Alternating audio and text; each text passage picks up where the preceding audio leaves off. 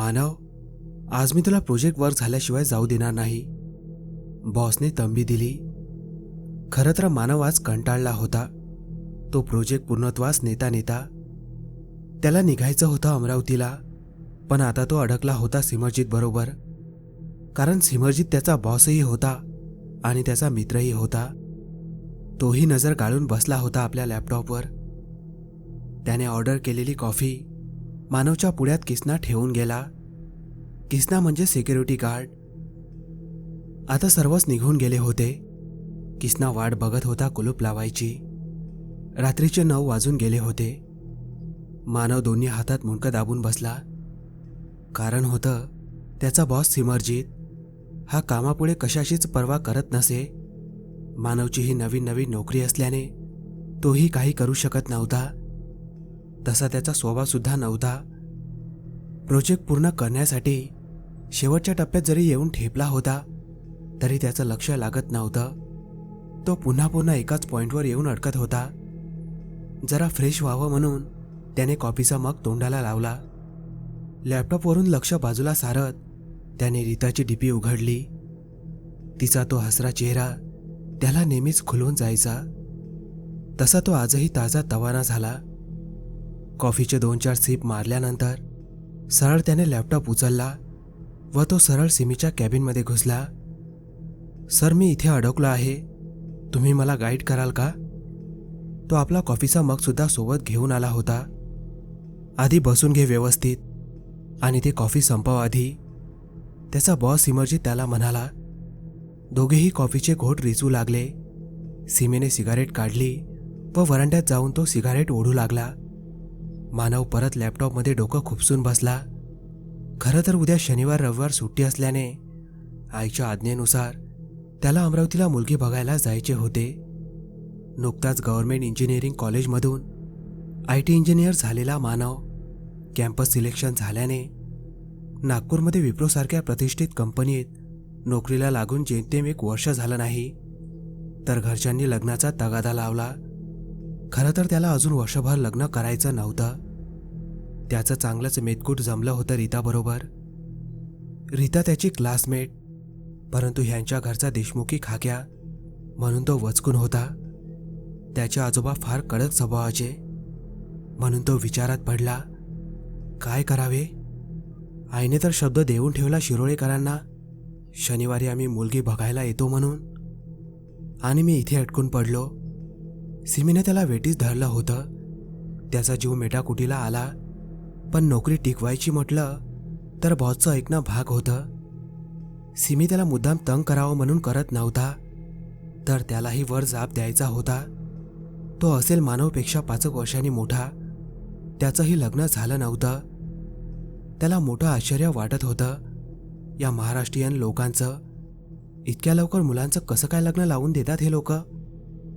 तो नेहमी मानवला म्हणायचा, मानव, हे दिवस एन्जॉय करायचे आहेत रे, लग्न तर तू नंतर कधीही करू शकतो. सिगारेटचा झुरका ओढून त्याने राग झटकली व सिगारेट पायाखाली चुरगडली. तो पुन्हा कॅबिनमध्ये येऊन बसला. दोघेही लॅपटॉपमध्ये काहीतरी शोधायचा प्रयत्न करीत होते आणि त्यांना क्लू सापडला. फिनिशिंगचा हात सिमरजीतने मारला आणि त्याने हार्ड कॉपी प्रिंट करून घेतली. तोवर रात्रीचे 11:30 वाजून गेले होते. खुराना ट्रॅव्हलची रात्री 11ची शेवटची नागपूर अमरावती बससुद्धा निघून गेली असणार, त्याला वाटून गेले. आईने उगाचच सकाळी 10ची वेळ घेतली. तोपर्यंत तर मी पोहोचूसुद्धा शकणार नाही. सिमीमुळे वेळ झाला असं मानवला वाटून गेलं. म्हणून मानवने आपली अडचण सिमीजवळ बोलून दाखवली. सिमी यार, मला अमरावतीला जायचं होतं, तेही लवकरात लवकर, कारण उद्या मला मुलगी बघायला जायची आहे. अरे मानव, मला आधी सांगायचं ना मग. ओके, तुला काही प्रॉब्लेम नसेल तर मी तुला सोडू का अमरावतीला? सिमीसुद्धा सुट्ट्यावर आहे म्हणून इतक्या दूर तो पंजाबला जाणार नव्हता. त्याला एकट्यालाच 2 दिवस काढायचे होते आणि तो बोर झाला असता. ऑफिसमध्ये असताना तो बॉसच्या तोऱ्यात वावरायचा, मात्र बाहेर निघाला की तो एक चांगला मित्र बनून जायचा. ओके चल, आता जास्त वेळ घालवू नको, सिमी शांतपणे म्हणाला. आंधळा मागतोय एक डोळा व देव देतो 2 डोळे असे मानवला झाले होते. सिमीने सिक्युरिटीला लॉक करायला सांगून ते दोघेही निघाले. एव्हाना 12 वाजून गेले होते. गाडीत बसता बसता सिमीने आपली पगडी काढून मागच्या सीटवर टाकली व दार बंद करून तो पुढे जाऊन बसला. दिवसभर डोके बांधून असल्याने तोही जरा कंटाळलाच होता आणि आता रिलॅक्स मूडमध्ये गाडी चालवायची म्हणून तो चोंडा बांधून निघाला. रात्र अंधारी होती आणि रस्ता सुनसान होता. अधेमध्ये 1-2 ट्रकची तुरळक धावाधाव रस्त्यात आढळत होती. रस्त्याच्या मधोमध सिमीची SUV धावत होती. गाडीच्या हेडलाईटमध्ये नजर जाईस्तोवर अजगरासारखा पसरलेला काळाभोर रस्ता दिसत होता. कोंढाळी केव्हा पार पडली कळले सुद्धा नाही. रस्त्याच्या बाजूच्या दर्ग्यावरील झेंड्यामुळे त्याच्या लक्षात आलं की कोंढाळीला मागं टाकलं म्हणून. गाडीमध्ये मधुर संगीत चालू होते आणि गाडी तितक्याच वेगात जात होती. ड्रायव्हिंग त्याचं पॅशन होतं म्हणून इतक्या रात्रीही बिनधास्तपणे तो मानवला घेऊन अमरावतीकडे निघाला होता. आता रात्रीचा दुसरा प्रहर संपत आला होता. 1-1:30 वाजला असेल. तळेगाव संपूर्ण निद्राधीन झालं होतं. सर्व कसं शांत. गाव मागे पडलं आणि मानवने हात जोडून नमस्कार केला. आता हे काय? अशा प्रश्नार्थक नजरेने सिमीने मानवकडे पाहिलं.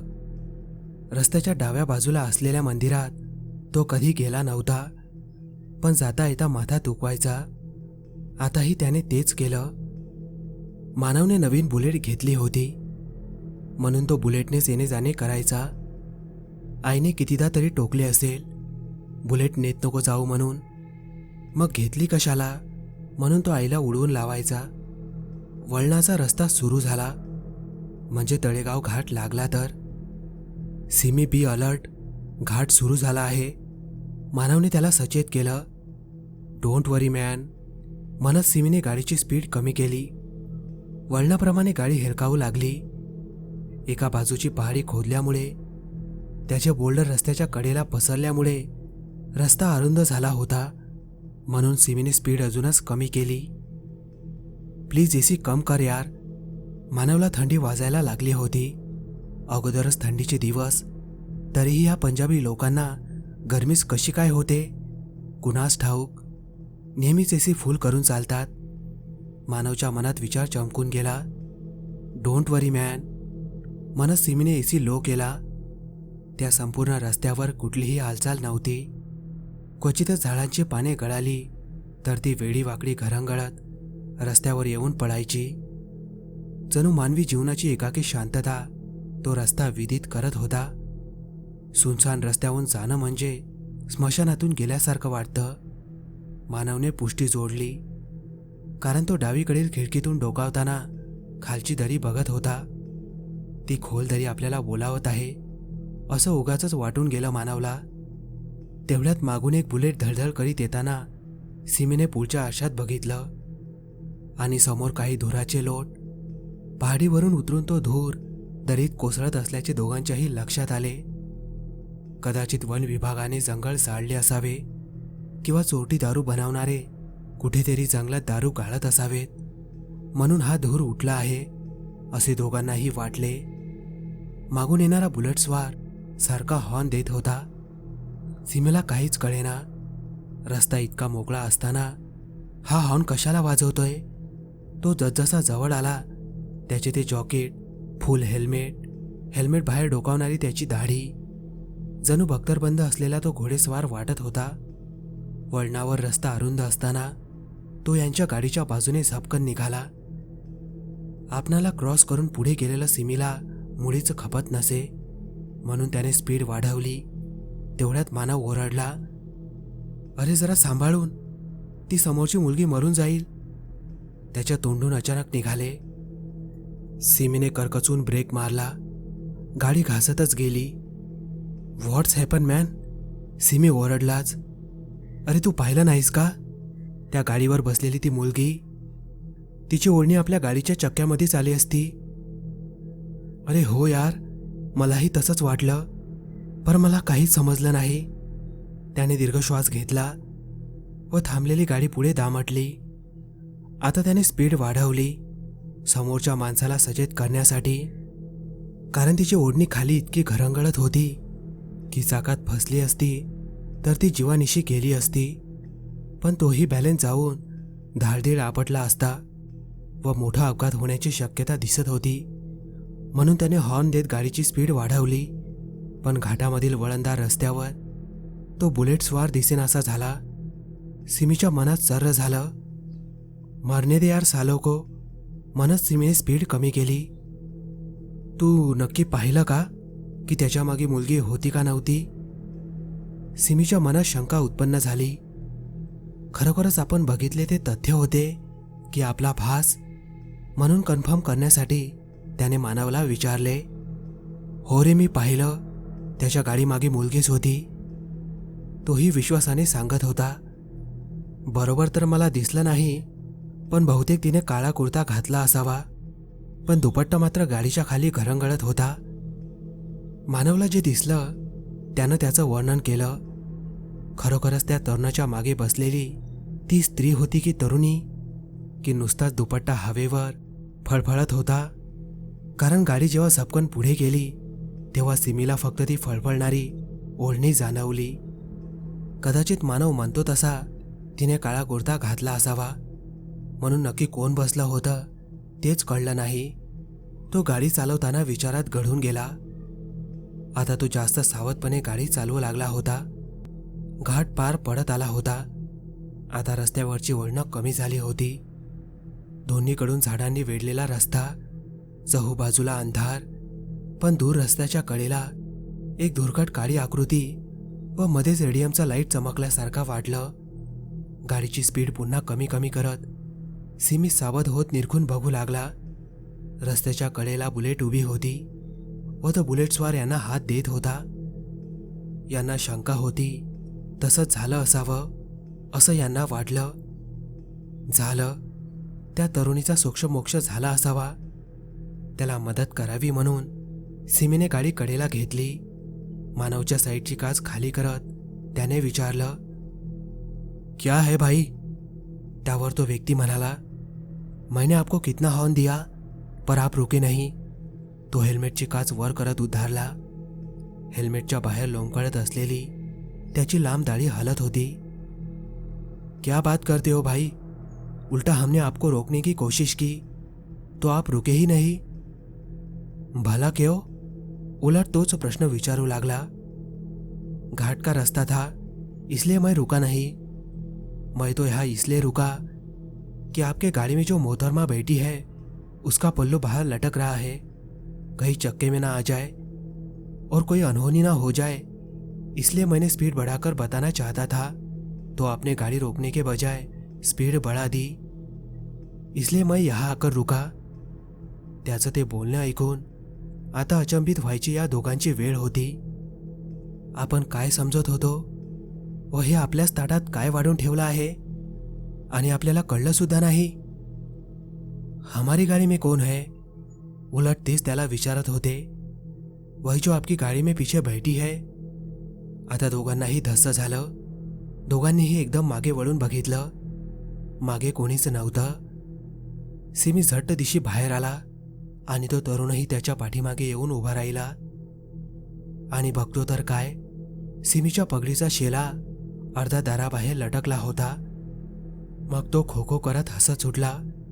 मानवला कळलेच नाही की तो हसतो का आहे म्हणून. त्याने परत दार उघडून पगडी आत केली व दार आपटून बंद केलं. विनाकारण वेळ गेला म्हणून तो स्वतःच्या मूर्खपणावर हसू लागला व तो गाडीत शिरला. ऐसा था क्या? मैं तो डर गया.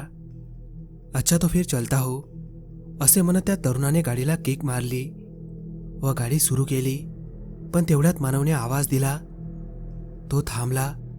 एका हाताने एक्सिलेटर कमी करत त्याने तिरपा कटाक्ष टाकला आणि मिश्किलपणे हसत विचारलं, क्या है?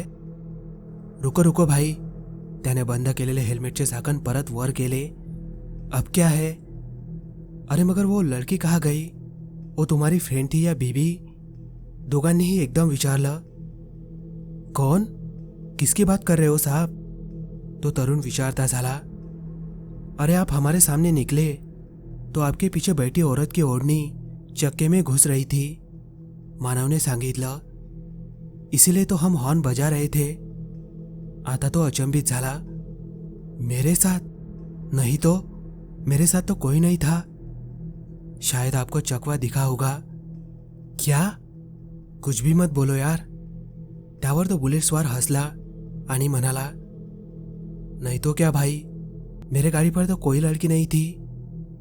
त्यावर सिमी घाबरत म्हणाला, भाई मैं झूठ नहीं बोल रहा, मैंने सच में तुम्हारे पीछे एक लड़की देखी थी, या कुछ ऐसा ही देखा था। यस बॉस, आय ऑल्सो सॉ दॅट गर्ल। मानवने तितक्याच विश्वासाने सांगितलं। आता दोघांचीही पंढरी घाबरली होती, कारण कधी नव्हे तो असा प्रसंग ते प्रथमच अनुभवत होते। त्यांचा त्यांच्याच डोळ्यावर विश्वास बसत नव्हता। रात्र पौर्णिमेची होती की 14वीची ते त्यांना ज्ञात नव्हते।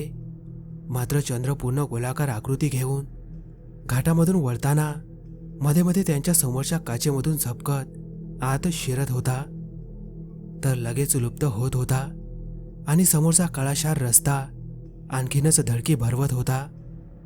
रस्त्यावर चिटपाकरून असताना कोणीतरी झपकन आडवं गेलं। सिमीने करकचून ब्रेक मारले। अभी ये क्या था? गाडीची स्पीड कमी झाली होती। आता एसी मध्ये सुद्धा दोघांनाही घाम फुटला होता। यार पाणी पाच। सिमीने मानवकडे पाण्याची बॉटली मागितली। गाडी चालवता चालवता घटाघटा करत अर्धी बॉटल त्याने रिकामी केली। गाडी वेग धरत असतानाच दूर अंधुक प्रकाशात एक बॅकलाईट चमकताना दिसले। गाडीने स्पीड पकडली। 2 किलोमीटर अंतर पार करून त्यांनी ती गाडी गाठली। आता आपल्यासोबत कोणीतरी असावं असं वाटल्याने त्याच्यापुढे नेऊन यांनी गाडी थांबवली। सीमेने काच खाली केली। त्याला आवाज देईपर्यंत तो मोटरसायकलवाला पुढे निघून गेला। पुन्हा सीमेने गाडी पुढे नेऊन जवळजवळ त्याला आडवीच केली। मानव गाडीच्या खाली उतरला। स्वेटरवरून हुडी चढवलेल्या त्या तरुणाला मानवने विचारले, इतक्या रात्री तू कुठे भटकत आहेस? ते ऐकताच तो तरुण यांची चौकशी करू लागला। तुम्ही का इन्स्पेक्टर आहे का? उगाच तो घाबरायला नको म्हणून तो लगेच वदला नाही। नाही नाही, मग कशाला मला थांबवलं? तो थोडा घाबरला होता। का बरं? तुझ्याजवळ काही चोरीचा माल वगैरे आहे की काय? त्याच्या गाडीवर दोन्हीकडे टांगलेल्या काळ्या कॅन बघून मानवने त्याला विचारलं। म्हणजे तुम्ही खरोखर पोलीस तर नाही ना? त्याने पुन्हा अविश्वासाने प्रतिप्रश्न केला। चल यार मानव, टाइमपास मत कर, सीमेने आवाज दिला। बस आया म्हणत मानवने त्या इस्माला विचारले, तू आता एक बुलेट जाताना बघितली काय? अरे हो, तुम्हाला बाई दिसला की काय? तो फारच भयानक गाडी चालवत होता आणि एक मुलगी त्याच्या मागे बसली होती आणि त्या मुलीचा दुपट्टा खाली घासत होता। मी त्याला आवाज पण दिला, पण तो थांबलाच नाही। आता मानवची घाबरगुंडी उडून त्याचीच बोबडी वळली। तो वळला व गाडीत बसत त्याने धाडकन दार बंद केलं। क्या हो गया? सिमीने विचारलं। अरे यार, उस आदमी को भी अपने जैसा वह बुलेट वाला और वह लड़की दिखी। यहाँ से जल्दी भाग। तो फार घाबरला होता। चल लवकर म्हणत सिमीने गाडी दामटली। कधी नव्हे ती आता त्याचीही पंढरी घाबरली होती। हे आपल्यासोबत काय घडत आहे याचा दोघेही विचार करू लागले। गाडीचा वेग वाढला होता। रात्रीचे 3-1 वाजता ते घरी पोहोचले। जरी मानव व सिमीचा असल्या गोष्टींवर विश्वास नसला व ते दाखवत जरी नसले, तरी अंतर्मनात त्यांची धडधड होत होती। खरंच काय होतं ते? इतक्या रात्री यायची काय गरज होती? आईचं मन ते मानलं नाही। ती बोलून गेली, काहीतरी करू का तुमच्यासाठी? कॉफी वगैरे? तू म्हणतेच आहेस तर कडक कॉफी कर, मानव आईला बोलला। आणि रस्त्यात घडलेली घटना आईला सांगू की नको या विवंचनेत तो होता। सिमीच्या ते लगेच लक्षात आलं। त्याने नजरेनेच इशारा करून न सांगण्याबद्दल बजावले। दोघेही फ्रेश झाले आणि कॉफी पिऊन झोपी गेले। सिमीला गेस्ट रूममध्ये सोडून तो वरच्या रूममध्ये झोपायला गेला। एव्हाना पहाटेच्या गार वाऱ्याने सिमी केव्हा घोरायला लागला त्याला कळलेच नाही. मानवला पुन्हा ती बाई व तो हेल्मेटधारी आठवत होता. तो पठ्ठा नक्कीच आपल्याबरोबर खोटा बोलला. त्याने त्या मुलीला कुठेतरी लपवून ठेवले असणार. पण तो असं का करणार आणि कशासाठी त्याला काही सुचेना व धड काही आठवेना. जागरणामुळे झोपेची ग्लानी तर होती, पण काही केल्या झोप येत नव्हती. वाऱ्याच्या झुळकीने खिडकीवरील पांढरा पडदा हलला आणि त्याला ती आठवली. लांब पांढरी स्वच्छ ओढणी. तो भेदरून खिडकीच्या बाहेर डोकावू लागला. चंद्रावरून ढगांची चहलपहल सुरू होती, त्यामुळे प्रकाश सावल्यांच्या त्या खेळामध्ये त्याला पडद्यावरून एखादी सावली हल्ल्यासारखा भास झाला आणि तो आणखीनच दचकला. हे काय होतंय? तो भेदारला आणि त्याची झोप उडाली. तो डोळे फाडून खिडकीला घुरत होता. वाऱ्याच्या झोताने खिडकीचे पट ढाळकन आपटले. त्याबरोबर तो बिछाण्यातून उठून बसला.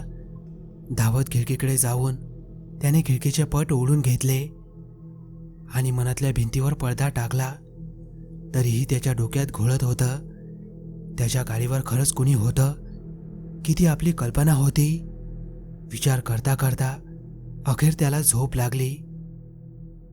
दुसऱ्या दिवशी 11 वाजता मुलगी बघायचा कार्यक्रम होता. सीमेला मोठे आश्चर्य वाटत होते. एकीकडे मानव रीताबरोबर प्रेम करतो व दुसरीकडे आईच्या म्हणण्याखातीर मुलगी बघायला सुद्धा जातो. मानव, ती मुलगी रीटापेक्षा चांगली असली तर तू रीटाला सोडणार का? तुला नाही कळायचं ते. अशी नाटकं करावी लागतात यार. मानवने त्याला समजावले, पण ते सीमेच्या समजण्या पलीकडचे होते. मानवच्या आग्रहाखातर महाराष्ट्रात मुलगी बघायची रस्म कशी असते हे बघण्यासाठी म्हणून सिमी सुद्धा त्याच्याबरोबर यायला तयार झाला. चहा पोहे झाले. मुलगी बघायचा कार्यक्रम व्यवस्थित पार पडला. मुलगी सर्वांनाच पसंत पडली. इव्हन सिमरजीतला सुद्धा ती आवडली. घरी आल्यानंतर सिमरजीतने मानवला समजावले, काय रीटाच्या चक्करमध्ये पडला आहेस म्हणून. त्यापेक्षा ही मुलगी दिसायला तर सुंदर आहेच, शिवाय शिकलेली सुद्धा जास्त आहे. घरानेही तिच्यापेक्षा बरेच उच्च दिसते. करून टाक हीच मुलगी. आई व मानवची बहीण मीनाक्षी सर्व त्याच्यावर जोर देऊ लागले. दादा, हो म्हणून टाक, मला आवडली वहिनी. पण मी माझा निर्णय 15 दिवसानंतर सांगेन म्हणून मानवने वेळ मारून नेली. आईने गोडधोड खाऊ घालून मुलांचे कौतुक केले व 2 दिवसाची सुट्टी उपभोगून मानव व सिमी आपल्या कामावर निघून गेले. आणि त्या विषयावर पडदा पडला. आता आईचा तगादा नाही म्हणून इकडे मानवही निश्चिंत झाला. त्याच रीताबरोबर चांगले मेतकूट जमलं. तोही फार आनंदात होता. तो रीताबरोबर बिनधास्त फिरू लागला. मानवच्या चक्रा घरी सुरूच होत्या, पण गेल्या महिन्याभरात त्याला वेळच मिळाला नाही.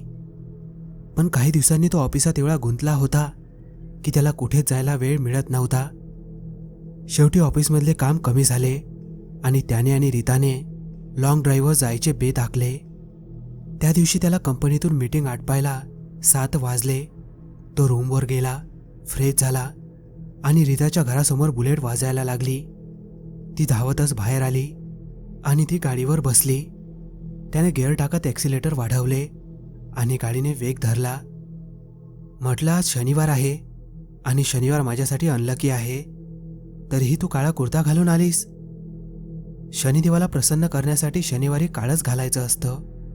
ती त्याला अतिरिक्त ज्ञान पाजत होती. मग झाले का शनिदेव प्रसन्न? तो तिची छेड काढू लागला.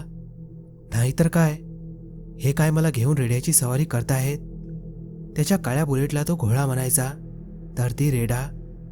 तो सरळ तिला घेऊन नागपूरवरून 20 किलोमीटरवर असलेल्या चोखरधानीमध्ये घेऊन गेला.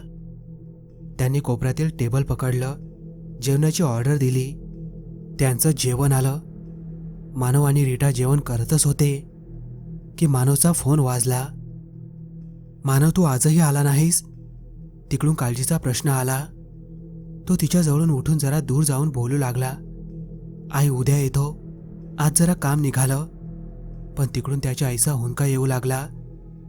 आई, काय झालं? अरे, यांना दवाखान्यात नेलं. ती आवंडा गिळत होती. का? काय झालं बाबांना असं अचानक? आता तो सावरला. डॉक्टर म्हणाले हार्ट अटॅक आहे. त्यांनीच ॲम्ब्युलन्स बोलावली. मी निघते आहे, त्या घाईघाईत बोलल्या. तू निघ, मी सुद्धा आलोच. तो घाबरला होता. तो परत जेव्हा रीटाजवळ आला तेव्हा रीता त्याच्या चेहऱ्याकडे पाहून म्हणाली, काय रे मानव, काय झालं? अगं बाबांना हार्ट अटॅक आला. आता तीही घाबरली होती. शनिवार माझ्यासाठी नेहमीच अनलकी राहिला आहे, ती मनातल्या मनात पुटपुटली. अरे बापरे, मग मी येऊ का तुझ्याबरोबर? ती म्हणाली. नको, अशा परिस्थितीत नको. चल, मी तुला सोडतो. त्याला काही सुचत नव्हतं. असू दे रे, मी जाईल. तू निघ आधी अमरावतीला, ते महत्त्वाचं आहे. मी निघते. सावकाश जा आता. तू माझी काळजी सोड, बाबांची काळजी घे आणि मला कळव. गेल्या गेल्याच कळवतो. त्याने तिला ऑटो करून दिला आणि त्याने लागलीच यू टर्न घेऊन हेल्मेटची काच बंद केली व सुसाट निघाला. रात्रीचे 10 वाजून गेले होते. गाडीची स्पीड आपोआपच वाढली. तो बाबांच्या काळजीत होता. रात्रीचे 12:30 वाजले होते. तो तळेगावचा घाट चढत होता. ओबडधाबड असलेला तो पहाड त्याच्या ड्रायव्हिंगची परीक्षा घेत होता. त्यावरील उंचच उंच झाडे. आज चंद्राचा प्रकाशही सोबतीला नव्हता. कदाचित रात्र अमावस्येची असावी. मानवच्या मनात सर्र झालं. तो असला काही मानत नसला तरी नेमकं आज आता त्याला हे आठवणं काहीतरी विशिष्ट बाबीकडे निर्देशित करत आहेत असं त्याला वाटलं. तो आज एकटा इतक्या भयान रात्री जंगलाचा सुनसान रस्ता पार करत होता. कदाचित मागील वेळी सुरू असलेलं रस्त्याचं काम आटोपलं असावं म्हणून रस्त्यावर बोल्डर पडली नव्हती. रस्ता खरंच काळ सर्पासारखा काळा कुळकुळीत वेगवेगळी वळण घेत नुसता सुस्त पडला होता. तो खरंच मानवच्या ड्रायव्हिंगची परीक्षा घेत होता. वळण आलं की वाढवणारी स्पीड तो अचानक कमी करत होता. त्या सुनसान रात्री बुलेटचा आवाज त्या भयान शांततेला भंग करत होता. त्याच्या गळ्यातील मफलर मागे फळफळत होती. पण त्याला बाबाला भेटायची घाई झाली होती म्हणून तो आपलं ड्रायव्हिंग स्किल पणाला लावून वेग नियंत्रणात ठेवण्याचा प्रयत्न करीत होता. रस्त्यावर चिटपाखरूही नव्हतं. मानवला आठवलं, मागल्या वेळी सिमी बरोबर असताना रस्त्यात भेटलेला तो बुलेटवाला, त्याच्या बरोबर असलेली ती मुलगी आणि नंतर मध्ये भेटलेला तो मोटरसायकलवाला, दारू घेऊन जाणारा. कोण होता तो? आजही पहाडावरील धूर रस्त्यावर येऊन दरीत कोसळत होता. तो विचार करीत होता. त्यातच रस्ताभर पसरलेल्या काळ्याकुट्ट अंधाराला बुलेटचा प्रकाश चिरत चालला होता आणि वळणावर मध्येच पहाडीवर पडल्यामुळे हिरव्या किरे अंधाराची शांतता बुलेटचा आवाज भंग करीत होता. अचानक त्या आवाजात दुसऱ्या बुलेटचा आवाज त्याला मिसळल्यासारखा वाटला. बुलेट कुठे स्पार्क तर नाही न करत आहे अशी त्याला शंका आली. तो गाडी चालवता चालवता खाली बुलेटकडे बघू लागला तर सटकन जंगलातील आळ रस्त्याने एकाएकी एक बुलेट त्याच्या समोर आली आणि याने त्याच्या मनात धस्स झालं. तो समोरच्या बुलेटवर मागे कोणी बसला आहे का याचा शोध घेत होता, कारण मागच्या वेळी बुलेटवर त्याला एक तरुणी दिसली होती. पण ती नक्कीच तरुणी होती का की कोणी भुताटकी होती? त्याला दरदरून घाम फुटला. त्याने स्पीड कमी केली, लाईट अप्पर डिप्पर केला आणि तो चमकला. त्या लाईटमध्ये त्याने बघितलं बुलेटची नंबर प्लेट चमकत होती आणि त्याचा चेहरा काळवंडला. तो मनातून पार हादरला, कारण नुकताच त्याने द ओमेन सिनेमा बघितला होता आणि त्यातील 666 आकड्यांची भयानकता तो आता अनुभवत होता. गाडी वळणावरून घसरताना वाचली. त्यात एवढं तरी बरं की त्या नंबर प्लेटच्या वर आज कोणतीही ओढणी घरंगळत नव्हती, म्हणजे त्याच्या मागे कोणी बसलं नाही म्हणून त्याला हायचं वाटलं. मात्र त्या समोरच्या बुलेटवर काळ्या कॅन लटकत होत्या. अंगात स्वेटर, डोक्यावर हुडी, गळ्यात मफलर. मानव विचारात पडला. अरेच्या, हे काय? हा माणूस मागील वेळीही आपल्याला भेटला होता, पण त्यावेळी त्याच्याजवळ बुलेट नव्हती. हा कोणी दुसरा असावा म्हणून त्याने तो विचार झटकून दिला आणि आपल्याबरोबर कोणीतरी सोबतीला आहे म्हणून तो रस्ता कापू लागला, म्हणजे त्याला भीतीचा लवशेष राहणार नाही. म्हणून त्याने स्पीड वाढवली व तो आता त्याच्या एकदम बरोबर चालू लागला. हेल्मेटची काच वर करत मानवनं विचारलं, रोज रात्री तू असाच भटकत असतो काय? बुलेटच्या आवाजामुळे त्याला काही ऐकू येत नव्हतं. मानवने त्याला थांबण्याचा इशारा केला, पण तो थांबला नाही. मात्र त्याने स्पीड कमी केली. आता दोघेही बरोबर चालत होते. तो मानवला काहीतरी इशारा करीत होता, पण मानवच्या काही लक्षात येत नव्हतं. मानवने त्याच्याजवळ गाडी नेत विचारलं, काय रे, काय झालं? काय म्हणतो? तुमच्या मागं बसलेल्या बाईला सांगा ओढणी सावरून बसा, नाहीतर चाकात येईन आणि तुम्ही दोघं बी पडान, असं म्हणून तो सुसाट वेगाने पुढे निघून गेला. मानव फार घाबरला होता, हादरला होता. त्याला दरदरून घाम फुटला होता. तो विचार करू लागला, हा काय म्हणत होता? रीताला तर मी ऑटोत बसून दिले, मग माझ्या गाडीवर कोण बसला आहे? त्याने दबकतच मागे वळून पाहिलं. खरंच त्याच्या मागे एक बाई बसली होती, जिचा चेहरा फारच भयानक होता. समोरचे वळण त्याच्या लक्षातच आले नाही. त्याचा तोल जाऊन तो खालच्या दरीत कोसळला. दुसऱ्या दिवशी तो शुद्धीवर आला. प्लास्टरमध्ये हातपाय डोकं गुंडाळलेलं होतं. तो दवाखान्यात होता आणि विचार करीत होता, कोण होती ती बाई? मित्रांनो, ही थरारक भयकथा तुम्हाला कशी वाटली कमेंटमध्ये सांगायला विसरू नका. भेटूया लवकरच अशाच एका थरारक भयकथेसोबत.